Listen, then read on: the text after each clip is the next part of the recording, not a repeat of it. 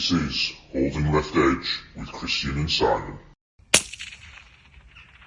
Nice. Sexual. We're going. We are back again.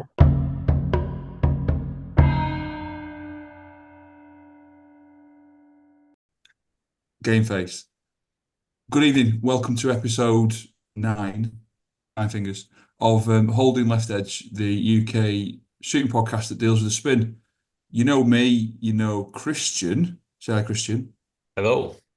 Also with us, one of the nice guys in the industry, IPSC shooter, general rock and roll star and heartthrob, Marty Secker. Good evening, Marty. Good evening. You like that? Yeah, I'll pay you later for that one. You're Yeah, kind of a big course. deal, in fairness. Thanks for coming along, buddy. Yeah, of course. Pleasure. I'm just going to revert back in. Good evening, Christian. Are you well, buddy? I'm good, mate. Thank you. Nice to see you here, Marty. Thanks for Nice joining to see you me. both. Yeah. We're here. We have within the shooting world, we have lots of interests. We typically find ourselves talking about precision rifle. Because there's stuff going on that's worth talking about, and we do quite a lot of that. But we also have our hand in many other pies. As a club, we shoot a number of disciplines, and as people, we shoot a number of disciplines. We've both been prone to running around with an AR-15 in the past. Doesn't make you a bad person. We wanted to get Marty on to have a chat about him and his background and the world of IPSC, to change the tempo a little bit. So thanks for coming, mate. And for those that don't know you, do you want to just tell us who you are and what you do? Hello, everybody. I'm Guy from the Northeast, specifically Yorkshire, the finest place on earth. Gladstone And County. of course. And I got into shooting a couple of years ago with my dad. I've always kind of been interested in it. It's not something in my background. I have a normal job and all that kind of good stuff. But I've always been interested in it since like cadets at school, which I really enjoyed it. I got back into kind of doing a little bit with my dad, and shooting was always like one of those things I had an interest in. And I didn't know, like I think a lot of people don't know what you can kind of do and how many sports are kind of under the umbrella of shooting generally. And I remember vividly in the kitchen viewing this video of IPSC shooting, which is like practical shooting, and going, that's awesome. Want to try that. And not realizing until that point that you could do it in the UK, which is something obviously we all in the shooting kind of circles know you can do, in the sense of, semi-auto shotgun and rimfire rifle and rimfire long barrel pistol.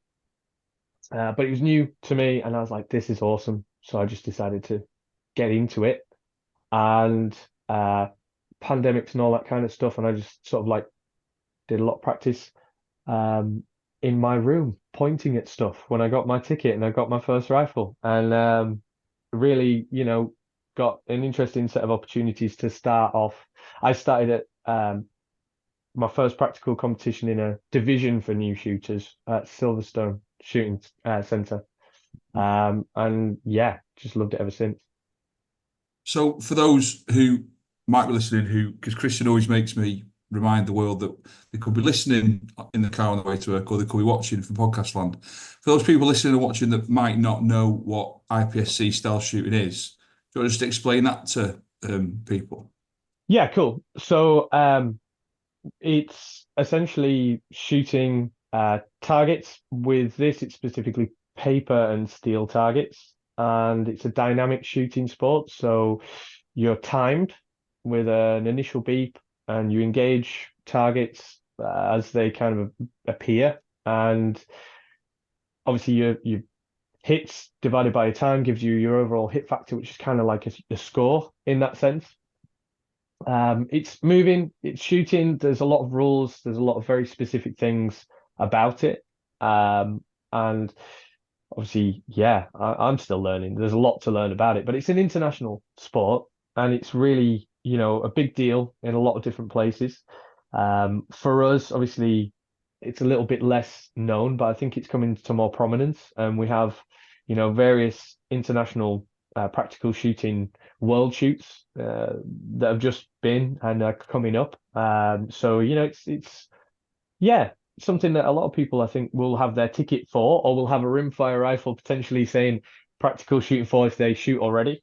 It's a lot of fun. And you That's for say sure. rimfire. So for the benefit of our international followers, Yeah. we're talking semi-auto AR-15s as a rule.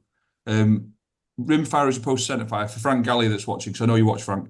We don't have semi-auto centerfire over here. So if you're going to shoot this, if you shoot in the States or somewhere in Europe, then you could be using centerfire gas guns. But over here, it's all 2.2, yeah. Yeah, so I can give an example. I've even got a Blue Peter moment here if you want. So just to show everybody that this is a clear rifle first, because I know how everybody likes that. Am I allowed to? Yeah, I'm sure this is just for You've done it now. educational There's no point asking for forgiveness, purposes. is there? No, so this is kind of indicative of the shape and sort of things, and like you say, armor-like pattern rifles, but in 22 rimfire. With that, it's mini rifle for us. That's what I predominantly do. Mini rifle has its own set of rules. It's in minor power factor and all that kind of stuff. Where if people know a little bit about this, the scoring of the targets, the size of the targets, there's certain features and fundamentals about it that make it a very specific sport within the greater kind of umbrella of it. So it's kind of its own thing, but it's also under the same rules as everything else that's in IPSC. So, characteristics are shared with other, like I say, gas gun, sort of your full centerfire rifle competitions.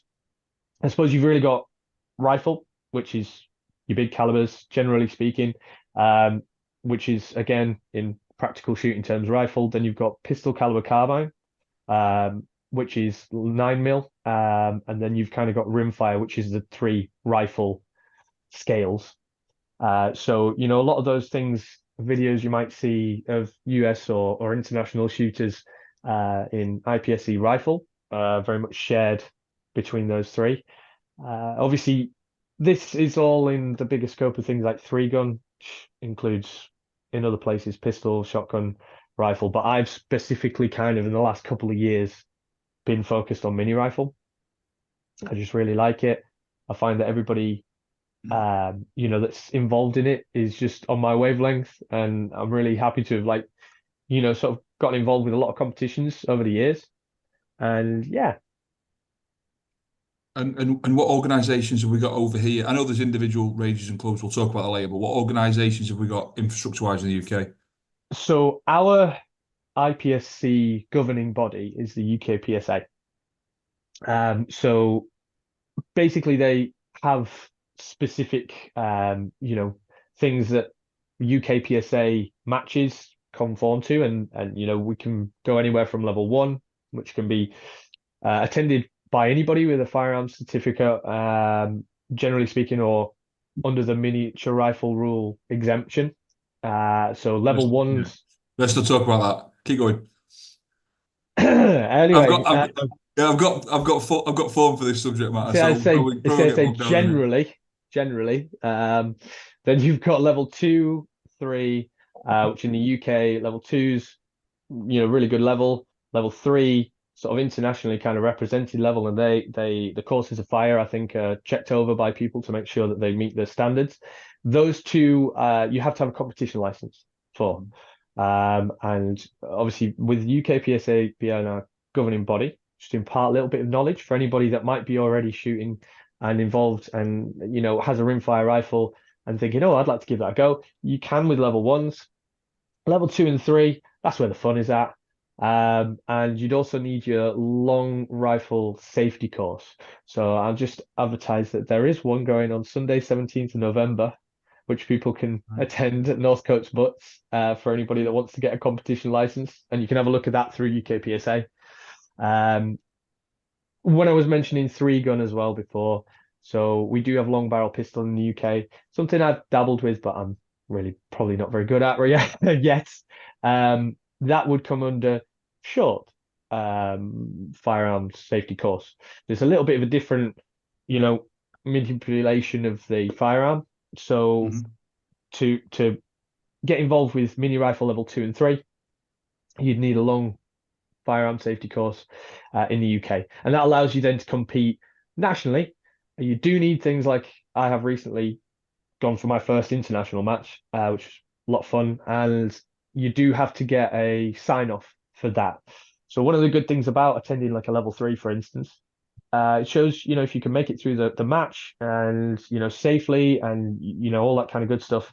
It's a really good kind of basis to be able to get a sign off from the UK PSA to enter IPSC competitions in whichever field you're deciding to go to overseas.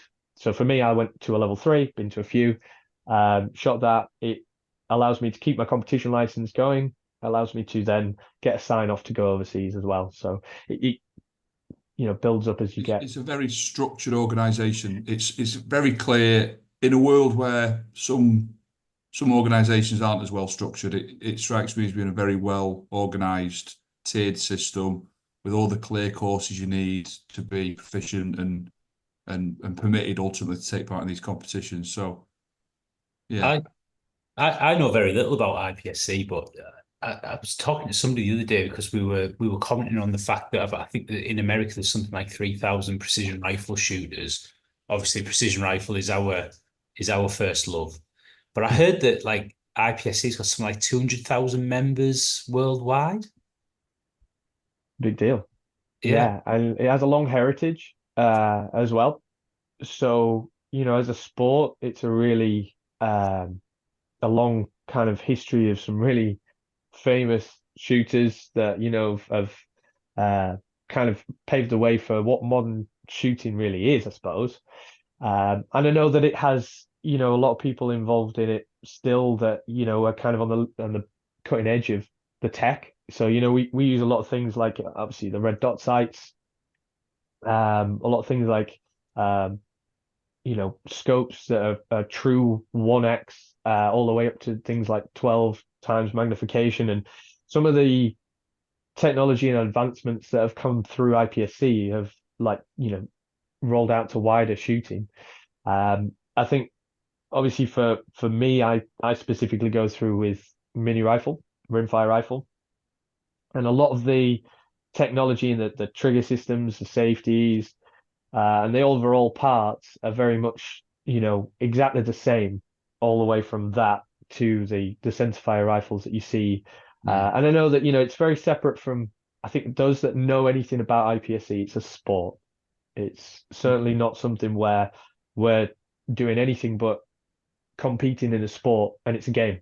I show, shirts, the Lycra shirts and stuff with all the, various sort of advertisements on. That's what you see. You don't sort of generally see people wearing the kind of gear that you would have in other settings of shooting. So it's not something that draws everybody in when they see that side of it. And I know for people that like precision shooting and stuff like that, there's a little bit more of a military look to some of what happens, because you're outside a lot and things like that. How It's not military in any way, shape, or form, officer. Honest. Well, exactly. And one of the things I always say to people is, if you get into it, you really quickly learn how passionate people are about the sport itself. I think, a lot of the cool stuff does draw people in, which is still awesome because then they fall in love with it overall. And I think, certainly it's something where once you start sort of, obviously, because you're solo shooting the stages, you are then not really competing against everyone else. In your mind, you're competing against your last match. And so your progression is kind of your own sort of journey with it, which is a really, exciting and fundamental thing. And I think that's why a lot of people really enjoy it. And you do have things like postal leagues as well. You don't have to go to matches necessarily. There are some really good postal leagues for various disciplines. And you've got things like Action Air in the UK as well, which have some really good leagues and really good shooters in that. So for people that don't necessarily have a firearms license, like if, there's younger people that might watch this, Action Air is one to really look into as well. And that's something where we can see those people that do that really well can go overseas and, compete straight away because the mechanics of it all are, straight through. Quite interesting what you said there about it being very much a game. It doesn't pretend to be anything else. And sometimes you hear people, sorry, I've got to draw parallels with precision rifle. Sometimes you hear people level criticism at the sport of precision rifle because they say it's contrived. You know, and Frank said that once, in fairness. He said it once, and now it's well, just not run just. around. I mean, other people say it as well. You know, we've been party to a debate going on at the moment about hunter style matches versus precision rifle style matches, and people sort of say precision rifle, the sport precision rifle's lost its way a little bit because it's become contrived, and it's like, well, for me, it's like it's what it's done is it's standardized itself. It's starting to settle into a format that is very recognizable as the sport of precision rifle. And yeah, it's a game. It is contrived to a certain perspective, and I see a lot of similarities in terms of the sport of precision rifle and IPSC. I mean, IPSC started what, 1957? If that's right, that's the most accurate guess you've ever had in your life. You Uh, Googled that. And again, I was You talking to Googled. somebody, and Hang somebody. on. You Googled that, didn't you? No, like I said, I was having a conversation with somebody See, the other clever day guy.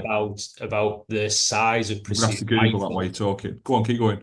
I was talking to somebody about the scale of precision rifle in the US and globally, and they were comparing it to IPSC, and I'm pretty sure they said it was started in 1957. And you look at just where IPSC is right now globally with its membership, with its structure, its rules, and everything. It feels like a very, very well established, polished sport, very good governing body. Sure, it's subject to the usual controversies that any sporting organisations are subject to. But you know, whenever I look at the sport precision rifle, I always compare it with the sports. And when you look at where IPSC is and where precision rifle is now, you can see that it's starting to head in that direction. But it is very much a game. It's just a game. It's nothing more. Well, moreover, a sport, and I think that the thing I really like about it is everybody, that at any level of it that is kind of involved in it in a big way, they want to see everybody else on at their best. Everybody and all the guys so far that have been picked for the World Shoot, you can really clearly see when you meet them and you speak to those people how passionate individually they are about it and how they want to be, competing against everybody on their best day, because it is that sportsmanship that comes through it, and it's been looked at from an Olympic perspective. Wow. I can appreciate, there's other, Olympic sports, with firearms involved. And one of the things about it is because it is such a, like you say, it's got a long heritage. I think it has obviously spawned from competition in other realms of shooting, and it's become obviously what it is now. And in America as well, because they have, and then the rest of the world, to be fair, they have so many different things that they can, shoot with. There are lots of other divisions, and it is, a lot more of a wide scope. For IDPA, IPSC overall is,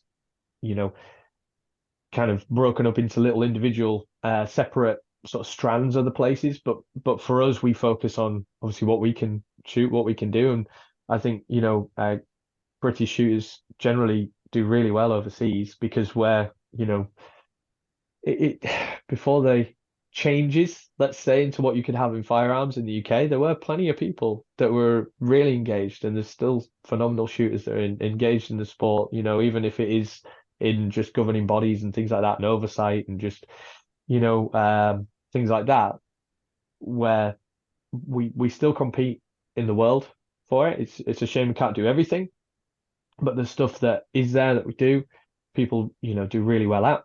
And I've no idea if it's 1957. I feel like I should Google it myself. I've Googled it. I've Googled it. It was a My noble arms and my effort. eyes are over It here. was 1976 in Colorado. It was founded. I was well That off makes then, more wasn't I? No, but it's coming up to its 50th anniversary in 2026. That's probably where I was confused. 1950s, I will give you 1950 that. anniversary.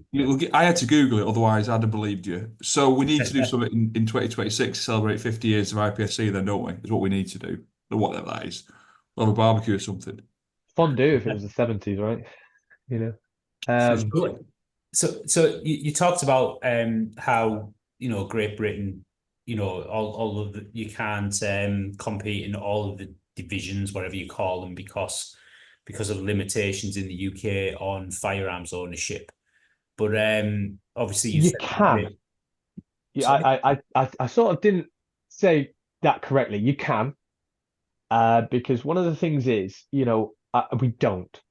Moreover, Okay. because we can't have those things, there are things like pistol caliber carbine, which is PCC, which has become very Yeah. popular again in the States, where it's smaller calibers like 9mm, which have become very popular. The size of the targets, the makeups of the stages are a little bit different, because it can be a lot more to do with the speed aspect at times than it is maybe with the accuracy. Mini rifle tends to be a very accurate, version of one of the strands of IPSC. So often you'll see small targets kind of, especially for small spaces, acting like distance. So I suppose mini rifle is more like center fire rifle with pistol caliber, rifle or PCC. That's something which in this country we still have competitors that do go over there, and there are people intending to go over there, depending on obviously what slots might come in the future. And in Northern Ireland, you can obviously go and through UK PSA, Yeah. there are possibilities and there are chances to train with and experience, center fire handguns and rifle in different divisions and sections. So obviously you've got in the wider scope of it as well, some of what you can do. For instance, standard, which is without optical sights, if you will, so iron sights, for want of a better kind of term, with limitations on how many things you change about the firearm itself, like magazine capacity and certain things like muzzle brakes. There are limitations on that. So Sounds like standard. factory, Christian. Let's not go down that rabbit hole, eh? I was wondering who was going to mention factory first. Wasn't going to Yeah, be well, me. you notice I don't shoot standard, so I shoot. You like all the shiny things. You're a big fan of chinesium. That's why. I said nothing of the sort, but I It's like do. China won't sue us. You're all right. There's no way.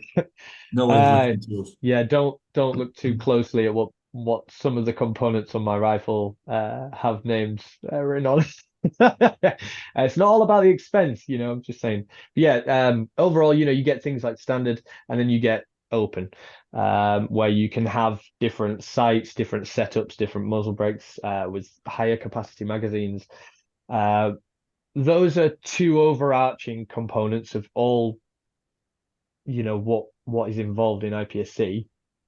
In America, some of the things I was mentioning there that we can't do, you have different things where there are weight restrictions and attachment restrictions with handguns. So it's primarily more to do with, handguns. There are different rules under IDPA than there are with USPSA, for instance. And that's a whole podcast in of itself that I could not talk about because I don't know enough about that. What I primarily know and what I primarily do myself is mini rifle. And what we generally, I would have said, are the bigger ones in the UK for this is shotgun practical shooting, which can be box fed shotguns, or it can be Yeah. hand loading. Yeah, don't get too worried about explaining shotguns. We're going to get Heng and his flip flops on at some point in the future. Oh yeah, okay, Papa Hang. Okay, well, yeah, that Absolutely. you should definitely do that. He's the one you should have asked all of these questions because I'm probably just regurgitating, to an extent of what everybody else says. But with what I've kind of focused on, mini rifle for me was just a lot of fun, and I think the good thing about it is it's not too expensive. So I always say to people like, how I started was I got a really cheap rifle.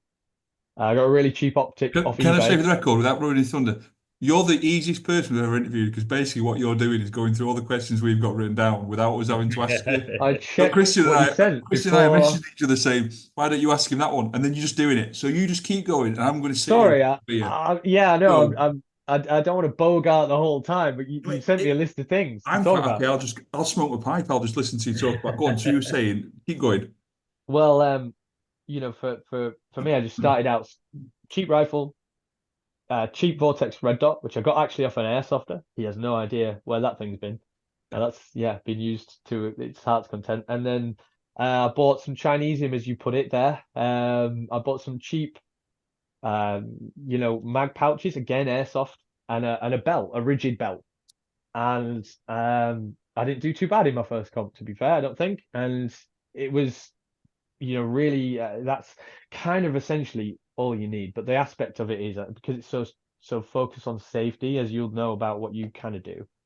I think the being able to manipulate and be safe moving and shooting and having that kind of trigger discipline and muzzle discipline is one of the places anybody can start if they've already got that rifle. I would always say to people, have a look at a video that's just simple stages and safely dry fire that at home. And that's a really good starting place because a lot of it is muscle memory, realistically. And what rifle did you start with? You said that rifle. So what rifle did you start with? Your first mini rifle, what was it? It was a Smith & Wesson 1522. I bought it from a shop that sold just shotguns, and I said, "Oh, could you clear it so I could just have a look?" And he said, "I don't know how it works." So you can imagine I got it for a really good price, and they were not into that. But that's like a polymer rifle, so it's quite lightweight, very reliable. A lot of people start there. The 1522 is a good place to start, and then obviously now a lot of people have moved to a lot more kind of replicas, metal replicas of big boy stuff. Such as? You've got a lot of really good options in the UK now. So when I started, you could get a 1522. That was it. And people, really good shooters, like even Jim Starley was using a Ruger 1022 when I started, that he kind of customized to himself. But I remember, I think it was Josh Hicks that was using a 1522. So I looked for one of those. People like him and Ben Ducker at the time when I started, those were the first people I kind of saw and were like, oh, this is cool. And the thing about the 1522 is because it's not quite as, and it doesn't accept all the same stuff as at times, centerfire rifles. People tried to get away from them a little bit, and now you've got companies like Caliber Innovations making them, and you got Wayne Northwest Custom Parts, making them. You've got Lantac who make them. You've got Otto, who he's doing a lot of things. If you know anything about, you'll have met him at the show and stuff, I imagine. And look for Otto Cotswold Classics. I think he's called that. That's right. Yeah. Yeah. One of the maddest guys. He'll forgive me for saying it. One of the maddest guys in the industry by country yard. Yeah, he's a cool guy, and he's got some really cool stuff. And this is the thing; those are turning into the go-to now. And I would always say to people, it's great, it's awesome. And, the price tag is there. Maybe buy once, cry once is a good thing. I would say to people as well, because if you know what you want, starting at that level is no bad thing. It's a conversation we have all the time about the cost of shooting. Don't get me wrong, you can go out there and spend $4,000 on an AR if you want. You can do it, and off you go. You're off to the races. We all know you don't need to spend that sort of money. I mean, that's why it's interesting where you've ended up now in that. So your comp gun, you won, didn't you? Yeah. And this isn't a bad thing. And this is something that happens a lot in the industry. We talk about, I've got a real thing for price tables if you haven't heard about it. Every now and again, Christian's laughing. Every now and again, someone does win something that's useful. So your move from an M&P was down to the fact you went to a competition, did well with that M&P. And then, do you want to talk about that when you were down with John and what have you? I don't normally, but yeah, I will. Yeah, so I probably should, think about it more. It's really cool, and to be fair, John Thorne had kind of set up this prize table at Silverstone shooting. So my first competition was like a league. You had to do a minimum of 4 of the 6. So I managed to get myself together to do 4 of the 6 because Simon, I had a bit of a hard time just before that, so it wasn't exactly a good idea. But my dad had signed me up, so I was like, all right, I've got to do it. And that was the first time, because what Wold's club that you and I are a member of is like, you can stand at 50 and you can shoot a target, a paper target usually. Yeah, you move down the range, someone tends to shout at you, in fairness. Yeah. Or shoot at you. So it wasn't that kind of club. So I could do a lot of like dry fire practice at home. But I don't think it was a bad start because all the safety aspect was there, and we were able to, sort of like kind of shoot quite accurate groups so we could kind of zero the rifle and stuff like that. So I went and yeah, I was really fortunate. Big up to, John with that. I managed to win what was a new shooters division. I didn't win overall. I won the new shooters division, which drew a lot of people into it, me included. And I was like quite interested in that because from a standing start, it's quite a daunting thing. I think you've got to be a little bit crazy to be like, yeah, I'm going to go compete with everybody. And I don't think it's likely that most people are going to have a fortunate set of circumstances like I did, where you're going to get that. So it was cool. I think it was the booby prize because mine had some minor issues which have been well catalogued and with many jokes at my expense, but I've figured it out. When it blew up, that was the ammunition's fault. Just for the record, that wasn't your fault. The In the ammunition was a bit instructions, spicy. in the instructions, it does say don't use high velocity ammo for a reason. Will it crack your lower receiver? It might. It was all part of the learning experience, though, wasn't it? Yeah, yeah. And I learned that tape can be a useful thing. The three of us have used goon tape to fix pretty much every problem we've encountered on the range. So it's a plug for goon tape Absolutely. at the moment. It is, very much so. But that's the thing, you run into these things. And I think my frustration at the time was just that I wasn't smart enough to get around that because your gear's got to run 100% before you can start being involved in the shooting. So if you look at all those really good manufacturers now that are doing it, it's like, yeah, why not go for one of those? Because if it's a reliable thing, then you can focus on what you're doing. But I love it. This thing, it goes with me everywhere at this stage. It feels like it's a Chris Defiance that you're running. Yeah, Chris Defiance. And it's one of the many options. And I will say they are really good. I really like mine. I'm not just saying that to try and smooth over what I've just said about it. I had some things that happen with it that happen to a lot of them. There's a newer version now that they do, which actually solves a lot of those issues. But like I might never get the opportunity like that again for something. So obviously, I love it. Yeah. So where have you taken it? Because I understand you've been abroad recently. Yes. So I did my first international match, got involved in one in Tenerife. Excellent. Really good. I know that one of the things that they'd said, was that, a lot of people have been to that match before in the past. So a Deji Extreme Club put this match on at this really cool range in Tenerife. And basically it was a bit of a process to get there. Obviously it's good to go with people that have been before because they know what's going on. And it was a level 3. So again, under all the IPSC rules for that. And Kelvin Leeton won that one. And he won it previously. I think it was his third. So well done, Kelv. And so there's a lot of shooters that went from the UK this time, especially because next year is the mini rifle and PCC World Shoot. There's a lot of people kind of getting involved overseas at this stage. And there's a lot of really good shooters that went. You've got a great set of course of fire, so people go, and of course it's a holiday. As well. We sort of did a couple of days before and after, and that was really fun.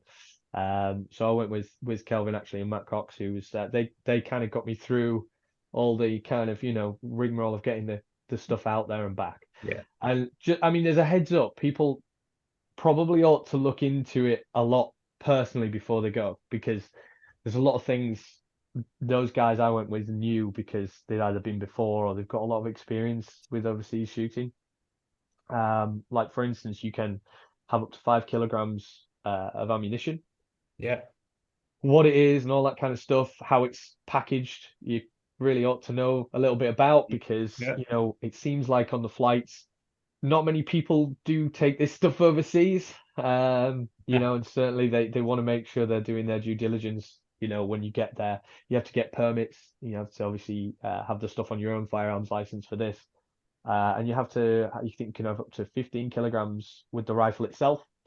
I did a little bit of a cheeky one, and I packed all of the gear that I needed into the rifle case up to the 15 kilograms. And I lived out of a backpack for 5 days because I'm a Yorkshireman and I didn't want to pay for extra luggage. So that worked. Who'd you And fly with? So yeah, EasyJet. Yeah. And Luton apparently way easier. They were really chilled out. Some of the people that went did not have the chilled out experience we had. I will say that.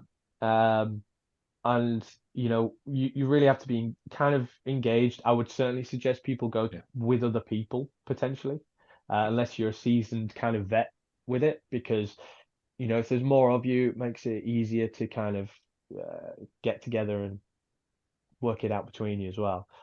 But the match was awesome. I learned some things, even though I've been doing it, I'd say, a while, like a couple of years. And obviously the other competitors from overseas were kind of bringing things to it that you learn. You're like, oh, what's that you've got attached there? And what are you doing with that? And it's like, yeah, that's kind of a good experience in itself. My experience of traveling with firearms is it doesn't matter how much you know about traveling with firearms and how much preparation you put into it and whether you've got everything perfectly organized at your end. If you encounter somebody at the airport who doesn't know what they're doing, that's where the trouble starts. Whether that's the baggage handler, the check-in desk, whatever it is, the security, that's where you hit the problems. Yeah, I definitely agree with that. I think we were waiting for the guy who basically there's always that guy. There's the guy. And before the guy turned up, we had like a small sort of like audience, but when we opened it up just to see what was in there, because it's like not an everyday occurrence. Knowing what paperwork you need. There is a bit of process. You also need a sign off, like I say, so you need kind of a sign off to shoot an international match if you're going to be doing that under the IPSC banner from your UK PSA kind of representative. Something that I didn't know about. I did hear that from someone else, luckily, before I went. So you kind of got that sort of stuff as well before you go.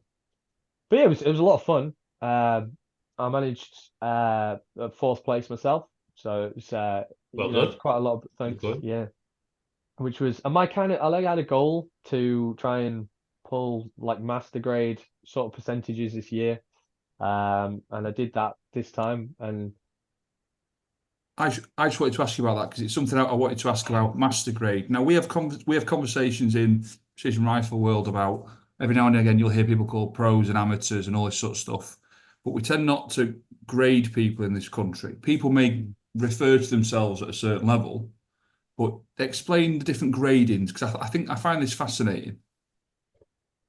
Yeah, cool. So gradings kind of give you an idea of your standing. And the sort of as it goes, it's Grandmaster, which is like I think top 5%. I don't know the percentages off the top of my head. I'm forgetting them now. But you've got Grandmaster, which tend to be your top, people in the sport. You got Master Grade, just below them, which is kind of what I was trying to attain and be more consistent in. And so if you're sort of mastering rimfire, that's always a good thing. And then you've got A, B, C, D, and then at the bottom you've got U, which is like uncategorized. Technically, right now I'm uncategorized because you need to have shot 3 consecutive level 3 matches, and your aggregate of those 3 gives you your grading, and it has to be in your home UK PSA, for instance. And I haven't managed to get to 3 matches to be able to get that grading up from my last one. When I started, I just did a load of matches and I had a load of malfunctions and some of my gear didn't work and I turned up late and and I managed B grade out of 3 because I had a really sort of like tough couple of matches. And I felt like, it can be disheartening. I think the thing is, it's consistency. And that's why it's quite a big thing is like what your grading is, because it's a personal goal. You can kind of figure out. You can see what kind of times certain people in certain gradings or certain hit factors are doing. And you can, for instance, take a stage you didn't feel went well, go back home, put it together at your home range, look at what those grades and those people did, and then try and, emulate that. So it gives you an idea of kind of where you're doing things yourself. So for me, I was like, yeah, I'd hope to be able to get, gradually better. So getting to master grade is your target going forwards. What else have you got targets wise? Do you plan on introducing any more kit or doing something differently? What's your plans for 2025? So I'd like to do more overseas matches. I know there's a world shoot. I want to say, like, my goal sort of this year was to be shooting at that level. So, I think next year I'd be definitely trying to aim to be consistent with that and even aim for Grandmaster. That'd be nice. But I've not done the practice. I haven't put the rounds down range to really get there. And I realize I'm starting to understand a little bit better what that looks like. But, certainly it's a tough goal to do because you've got a fantastic team of people that are going around preparing for the world shoot.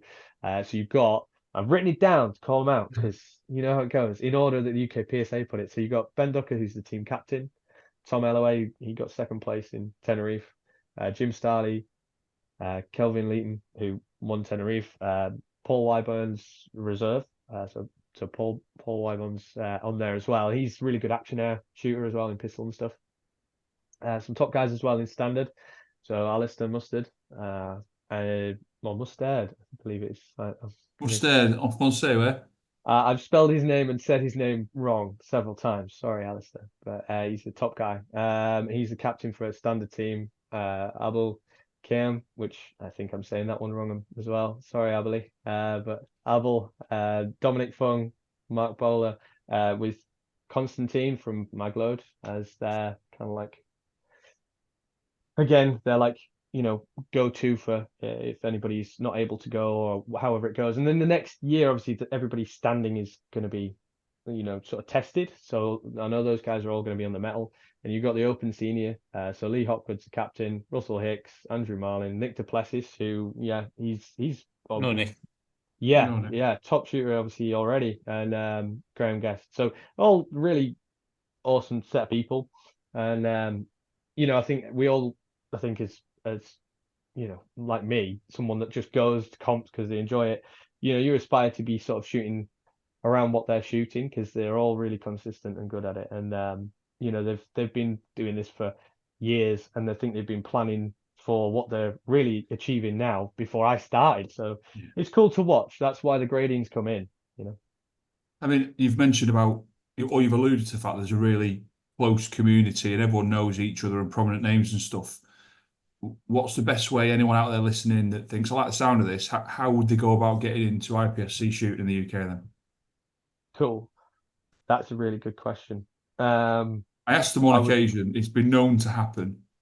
Yeah, too good, and my brain is already fried. So I'm just going to think about that. Well, I would say probably... let's start at the beginning. You're a member of Home Office clubs. That's where we always tell people to start, because as much as people want to go and career around some woodland at the back of their house, shooting what they want, the best starting point for shooting sports in the UK is to join an appropriate Home Office approved club. Would you agree? Absolutely. There you go. Yeah, and not necessarily for what I'm doing. What this is necessarily has to be Home Office approved. There are solid clubs out there that do practical across the UK, and it'd be nice to see sort of that become more homogeneous, one might say. Homogeneous. He just used the word homogeneous, Christian. That's decent. Decent. That's the longest my northern brain can do. No, yeah, it'd be nice to see like someone put a list out there of these, because there are like, you can go on to Practice Score, you can have a look on there. There's a lot of like there's some great places. We've got HDSC right on the doorstep and everything that goes on there. Brid Club, doing the Wednesday nights, whatever it is. So I think we had a conversation today about there's like UK PSA Facebook groups and stuff, isn't there, where people can get in there, but they've got to be realistic that they can't just rock up somewhere and be handed a firearm.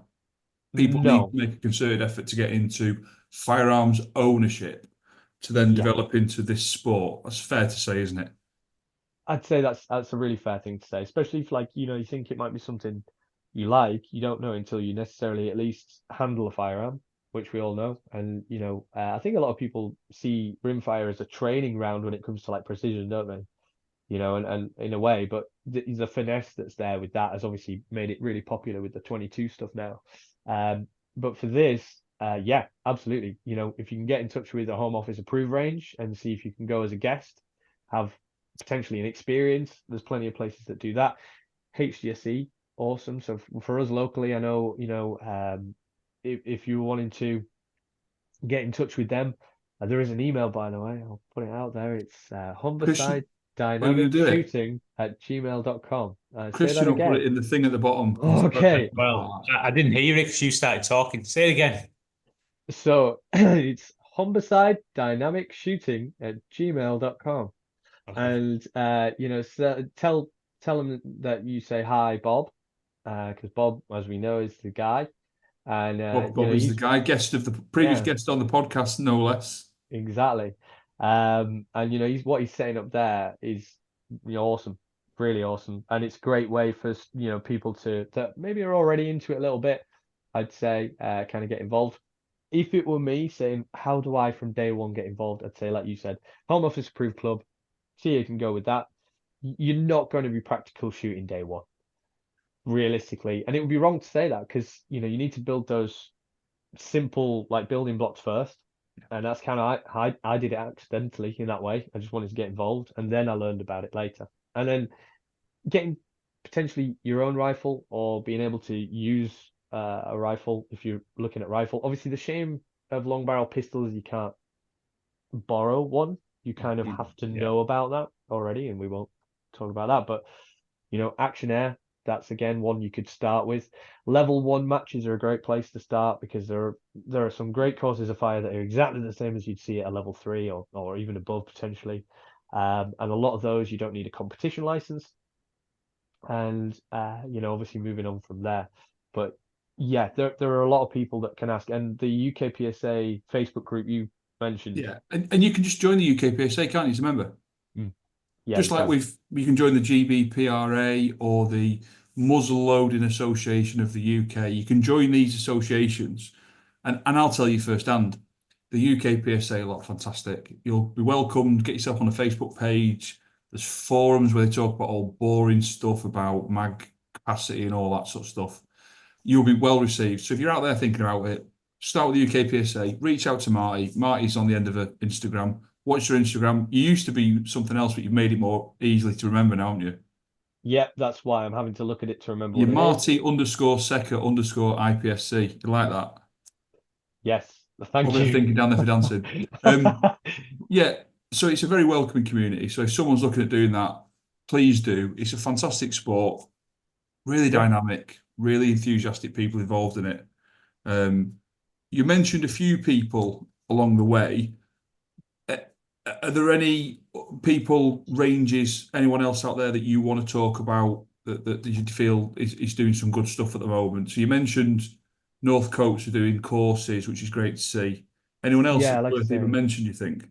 Well, I say we. I'm kind of a bit involved with HGSC, can't you tell? And I really like everybody involved in that. And Gareth and James is putting on a really good course of fire with all these competitions. And they're doing more as it goes into the future. So there's a level 2 mini rifle in March next year.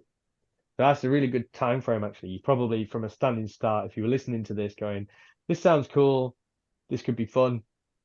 It gives you enough time realistically to go and get yourself into this and start there. Because it's like going to the range with your friends and just chatting all day, but then you get to do what you're coming to do, which is that bit of shooting, which going to a comp is the start. Like you have to just go and be there, be present, squad with anyone. Doesn't matter who you squad with. There'll be a mix.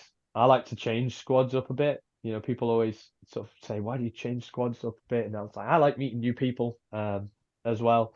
And when you're talking about where, there's a ton of places. There's Brid Club, where we've kind of seen we've put things on, and the guys have put things on before. HDSC, you've got Yevley, which So is don't quite a forget, close we've got one. an international following on this podcast. So going down, you Ooh can la do la. stuff like Pro Shoot, run some bits and bobs of practical of mini rifle. I'm right in saying His Majesty's National Rifle Association of Bisley, they run some mini rifle stuff as well. Yep. And then there's probably a few dozen clubs up and down the country between here and that Bisley that run these sorts of So events. that's a really good point, actually, because I'd say realistically for mini rifle specifically, the biggest league is the NRA league, and they're predominantly level 2 matches, because it has to be a UK PSA affiliation for a level 3. So NRA do level 2 matches. You still need a competition license, I believe, and they're some really interesting, fun matches as well. They're a little bit less sort of like sit up and kind of beg as some of the ones that the level 3 are, because those are obviously very serious matches. But level 2 can be very fun. It still obviously is as kind of predominantly kind of safety oriented and things like that. But there's different interesting courses of fire. There's people trying things that you wouldn't necessarily see, because I know that there's a specific set of things that people are kind of used to. The offset dot and the scope combination is pretty much the go-to now. But people try all sorts of NRA matches because you can. Because if you're going there for fun as well as to compete, and they're all listed out generally on the NRA website. I know that some people are trying to list those a bit more, and I'll try and mention those or share people that do. And you have to have a minimum amount of the matches that you attend to get a final place in the overall league. You don't have to, but to get a place in the NRA league, you have to, I think it's like 8 out of the 13 or however many. So if you're more northern based or you're more southern based, it gives you the chance to attend quite a few of the matches and go to quite a lot of ranges. And still, if you've got calendar issues, you can't get to certain ones, you can still have an outcome. Like 2021, I did a lot of that, and I didn't even I took one day off work. As you know, I would drive down after work, sleep in Sleep in the a car Beamer. park in the back of my car, go and shoot a match, and then go home again and go to work the next day. Weirdly enough, I didn't do as well as I imagine I probably could, but I just wanted to see how tough it was, and it wasn't too bad. A lot of people, once they start, I think, attending matches, will notice that they might gravitate to a couple of people. You might meet friends, and then they'll go, "Are you going to such and such match?" And where are going there? We'll see you the night before for dinner, and that's how it kind of goes, and that's where people, I think, get really into it, as I did. Fantastic. Mate, I'm looking. I think we're bang on an hour there. I've always got an eye on the clock, mate. Christian holds the record, and he'll never let anyone take the record off him for the longest podcast we've ever done, ever. He'll Tonight's the die night. with the longest podcast record. Definitely. Mate, I find it fascinating. It's been really interesting listening to you. I know a little bit. I won't pretend to be a subject matter expert in it, but I know how interesting a discipline it is. I know how appealing it is, and how there's a really healthy transition from action air, and I'll say airsoft as well, and action air into rimfire mini rifle shooting. So I can only see growth for it going forwards. And the platforms, like you said, have evolved so much in the last 5 or 6 years. Like you say, it was all M&Ps, 1022s, the occasional Hammerline and stuff like that. And then now you've got some real proper American AR platforms over here now. And the quality is phenomenal. So I'm optimistic it'll just continue to grow. So yeah, thanks for that, mate. I'm sure people out there in podcast land found it interesting. Hopefully. Christian, have you got any questions? Any bits and bobs you want? Just wondering if there was any tips for car camping. Car camping. Well, it was Don't do easier it. when you had an estate BMW, wasn't it? I've got one again. Did I tell Sorry, you? I've got small another one. estate BMW. I can't help myself. Tinted windows are a Yeah. plus. Yeah. Yeah. If you need to be short, really, because I don't fit. I'm like, oh God, stuck. Just do it. I think like that's my kind of thing to try and get people to take away. A lot of people, I feel like when I talk to them, what is mini rifle. What is, even if you might have long barrel pistols, have already got it, but they haven't gone and tried it. They might have in a section 1 shotgun, for instance. A lot of people will ask for that at the beginning, and they'll get it on the proviso that they're going to use it for competition. And I think a lot of people are very interested that are already involved in shooting. I think a lot of people want to get into it. I say just do it. You might go, you might have a really wet day and it's horrible, and you're patching loads of targets, and you don't do as well as you would at home, and you miss your reloads and all that, and you might go home and it was a terrible day, or you might go home and it was an awesome day at the range, and that only makes you want to go and do better in the next one. Which is kind of what happened to me for a while. And how interested and involved you want to get is up to you. Obviously, a lot of people will just attend a match in a blue moon, and they'll see people they met. Hey, how's it going? Meet new people. Maybe there's been some really great spectator parts of matches where I've sat back and gone, let's watch this lot. And so you get to watch some great shooting. You get to get involved yourself. Just do it. Why not? Give it a go. Obviously, it's very safety oriented, and it's very sensible. It's a very sports oriented thing. I certainly would suggest people maybe that are used to being on a farm, rocking up in camo. That they come with the idea that it's a sport and an understanding of that, because it's a different thing, and I think you have to immerse yourself in it at least once and go fully. It's the safest, most considered sport in the most inappropriate footwear I've ever come across. I think we'll agree on that. I have pair of trainers. It's just all sketches and sliders and no, it's not. That's flip-flops just me. Actually, I think you'll find that there are many jokes at my expense at matches, and I feel like I'd steer into the skid with that a bit. I'm a little bit out there. I've forgotten my proper shoes at times. I wore a pair of Vans for several years. Why not, right? So long as the ground's not muddy when I'm shooting, I always shoot trainers. I would say bring appropriate footwear. It's nice to be comfortable. And if people are wondering, just watch what the top guys are doing. That's generally that they've considered what's good. Do you know what I mean? Like because you guys shoot outside more than anybody, I suppose. But there's a lot of indoor ranges as well, so that can provide its own problems. It's horses for courses. That's why no two matches are really the same, which is kind of adds to it. Who are? I mean, I don't really know much about the sport. Very limited knowledge on it. Who are the sort of the big household names, if there is such a thing in the sport? Yeah, cool.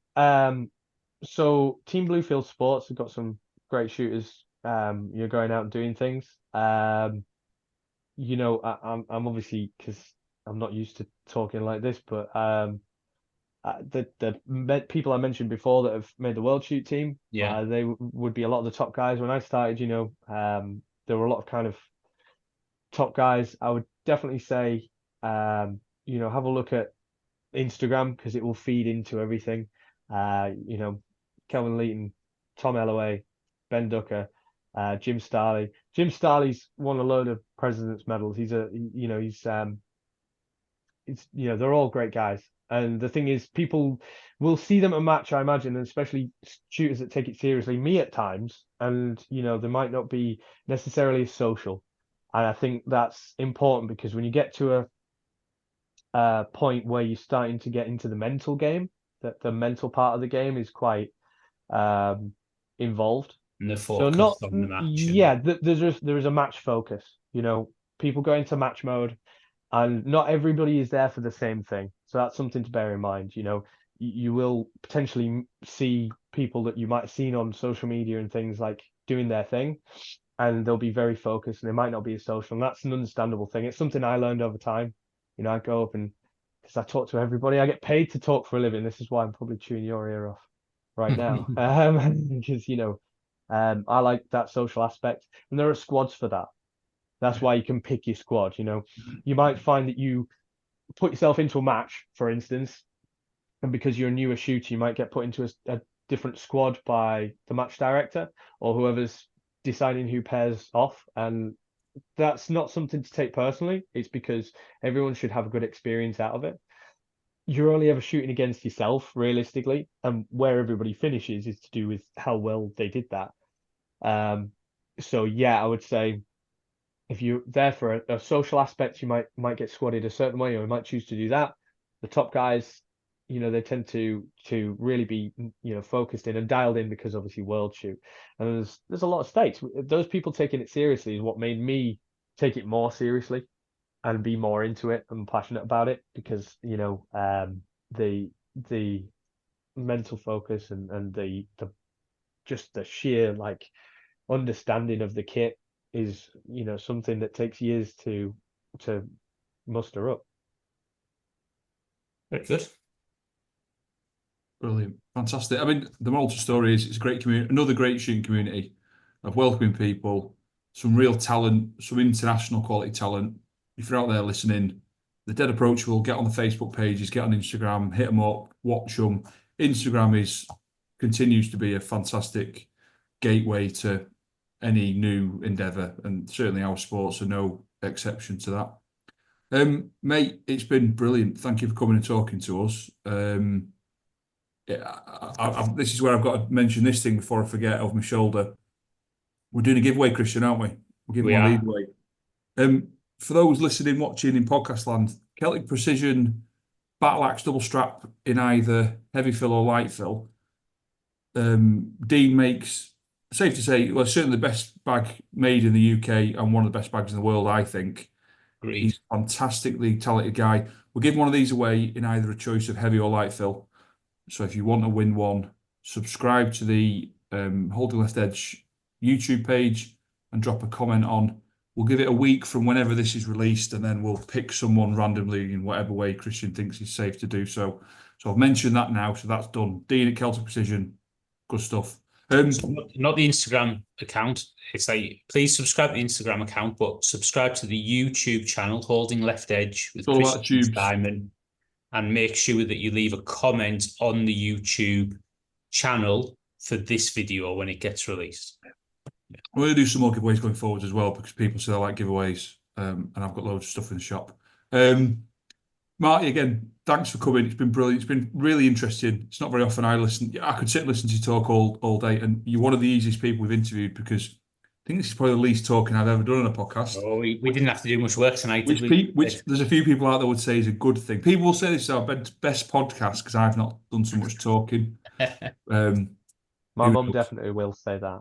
Yeah, and look how handsome you are, and that hair. I mean, we've not even mentioned the fact that you're an absolute rock and roll legend, guitar slaying, musical dynamo. We've not even mentioned that. That's probably another podcast. Yeah, I'm better at that than I am at shooting, probably. Yeah, I know more as well. I'll chew your ear off again if you like. But no, it's been cool. And we've gone all the way through without mentioning any of your nicknames, which is quite good. Christian, mate, as always, thanks for coming on. Cool. Right. All you IPSC shooters, be good to one another. Good night, Alex Weiss, and we'll see you all later. Cheers, folks. Take care.